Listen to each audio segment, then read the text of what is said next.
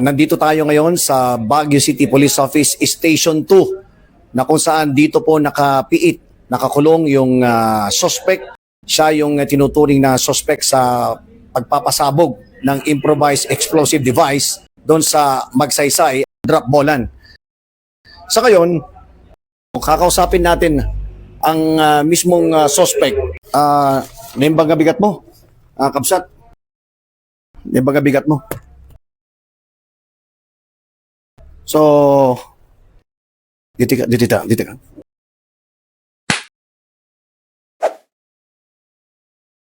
Anya ba nga talaga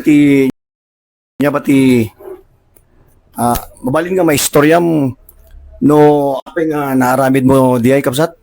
Awan ti maiba kak ngaisel tani. Awan maiba kak ngaisel. Di ay tulad tan loyal kun ti katungtung iti isu ti bilin da kanyak. Jay lawyer mo datan. Gam hindi na pasamak di ay adda ka ba jay unag iyenti ko? Iyenti drop ballan? Ay bagbagada? Awan malagip kusel. Gam jay kaso nga in file da kinyam anya nga iti makunam. Awan sel. Nakainom ka jay, nakainom.